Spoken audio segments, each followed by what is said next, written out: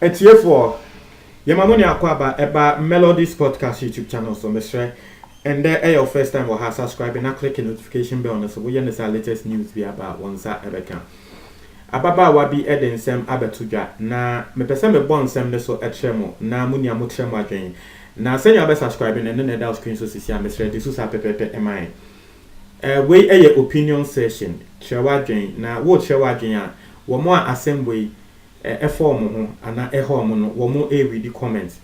nti ne yesusu se wo be kire wadwen sebe e wonyansem ene edidi atem. A lot of people go through a lot of things. Now story no quickly without wasting much of your time. No young story no so about no sisi amene wo ka say we did 38 years na waware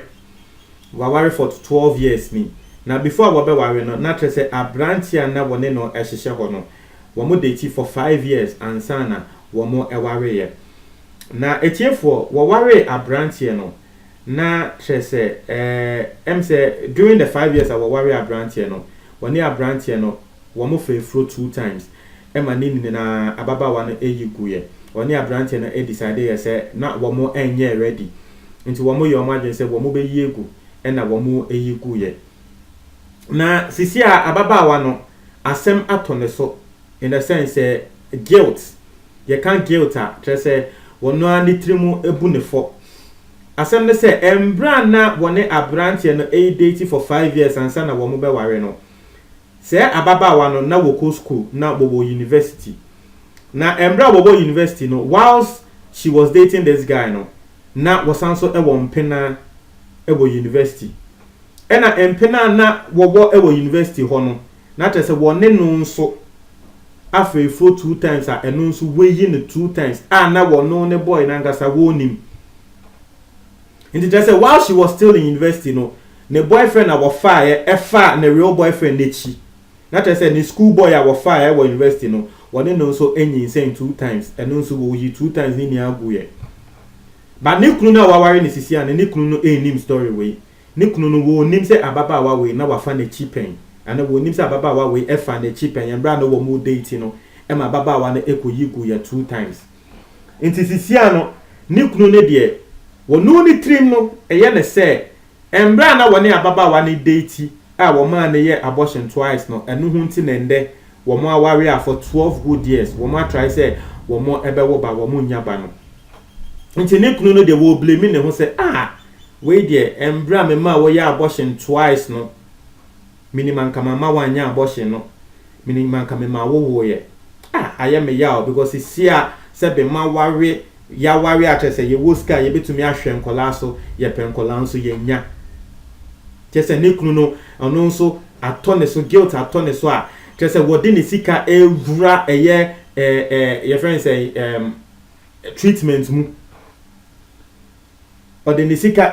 treatment mu okọ ha na ye nisika okọ ha na ye nisika yes for ba ne bra sorry we no wotua for ba ne kọ ha no wotua trese wa kọ hospital bia na baba wa ne say wono no na ne chim ebu ne fo say fault no every wono ne side into wo wia ne ho ekohu eye specialist doctor na wo ko hu doctor na doctor ne try ne say oh da bi o wo baba wa ne say there's nothing wrong with you obetumi awo there's nothing wrong with you. Nikunu no nso no doctor said there's nothing wrong with Nikunu no. Inti say wo mu ni na no wo mo akọ mfidie mu ama mfidie eyi atre say wo mu ni na no wo mo betumi awo but for 12 years ni wo mo aya awo na emba inti wo mo nti ase inti ababa wa ne de ne trimu no eye ne say abortion 2 na sebe embra na wo ni Nikunu date no wo fa Nikunu nechi me say satan no onye Nikunu but e beka say satan no ne fiancé abortion 2 na wo ko university wo ko ye efa nechi with another guy no ababa wa ne esusu e wo ne trimu say enu hu nti e na sese a want to me enwi into person wo kan eche Nikunu no ba wo suro say wo ka tre na ebeye Nikunu ne ya e ma Nikunu ne hu say he nti me trimu na me fi say abortion 2 na me ma wo ye no enu nti na untumi nwo no not knowing na why abortion kra wo mechi aside cheating on me na why abortion wo mechi atrese wan ma me hu hwe me nso me hu hwe nti asem na ato ne so sesi a ne trim ebu ne fo say asem no wonka entre ne kunu no bibi nso kire ne say woka wo kunu no ebegyae o nti afi won hu de obeye say wonka asem no anamo nka eno ene ade a etiefo bodi abeto yenim say yenka ntrem na mo advice no say eye wo a na nka den e na wo beye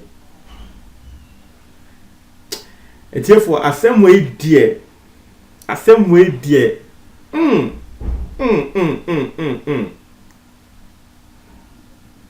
because who can say onim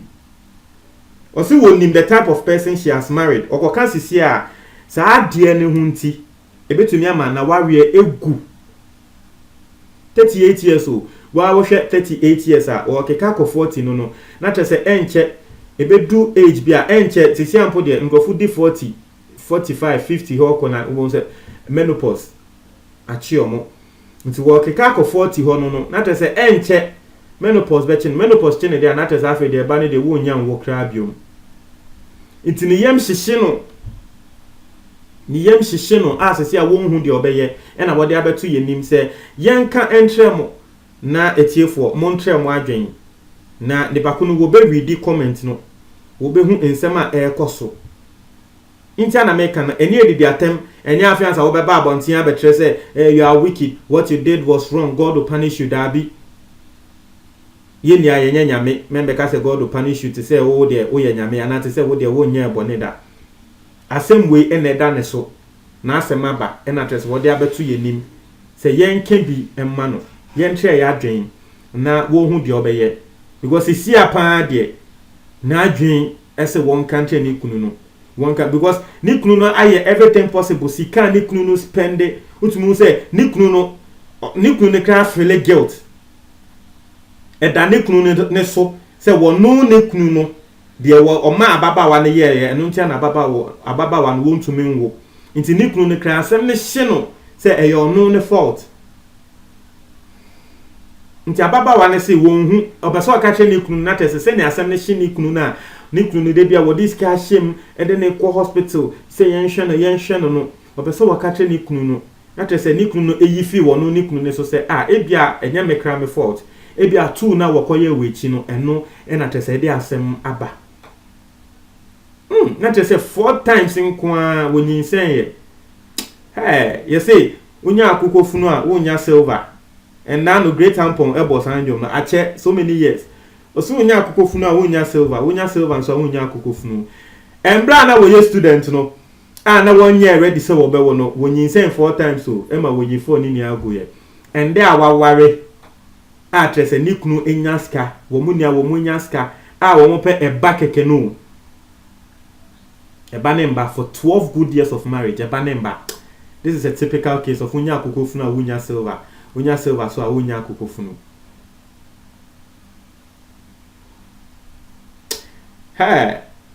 Inti no any asema eda ho na menim say ebi mo beka say you should focus on yourself and ask for forgiveness. People can do that. Ngrofu bi wo ho a asem to omo a they can me say asem to me I can forget about asem no as a bibia end to me and then I'll just focus on my future and I move forward. I'm good at that. But enye wo bia na tell say wo ye good at that. Ebi mu wo ho asem to omo a they can't focus. A better one so especially when they feel say the fault is from them and I will be fulfilled at the asem na to ne so say wo no mu na fault ni free ne so e ya brebo sem e ya asem atre say enye easy me ne wo ka say enye easy e be mo so be ka say ask God for forgiveness and pray over it. I know there that's the advice I mean so me to me e dia ma no pray over it but enye prayer no asem na wo kan wo say won kan tre ni kunu no ana mo nkan entre ni kunu no inti me sure say ababa wa na say nya wakọ asori na nyama no wo bo mpa ya fa asem ne ho but what she really needs and say ni kunu no won kan tre no ana ma won kan entre no eno na wo say sebe yentu ni fo e wo ho mind you say wo sro wo say woni ni kunu no when they say asem way ebetumi akosi the breakdown of their marriage. Aside causing the breakdown of their marriage, one thing about cheating is say if you ever cheat on your partner, So we cheating on your partner, that means there's a potential of you cheating again. That's one thing about cheating. Bofa wo yere ana wo kunu echi. O de embra na mo worry kra, wafa na echi, embra mo worry ye. As far as wafa na echi, embra mo worry ye no, there's that potential say we betumi afa na echi biom. Enti eno no kra be ma nipa ko no say wo trust wa, trust no eso bete. Obe hu ne say, hey, time na me hu ne say untumi fa mechi kra no wo fa mechi o. Enti ende e bia wo kra ne say wo ko baby na wo ye late kakra ni pe na ne trimu eye ne say wo fa na echi. That's one thing about cheating. Inti afa wo suro say wo kan e betumi break it down. Ni kunu entrust wo ne mu biom. Ni kunu betumi the first din ya san beto ne so say ye no na wama wo mo wo ama ni kunu no e beba de gyan no. Na tre say 38 years no okoya na anase wo bae. Mon tre ma dwon comment box no wetie for me da say.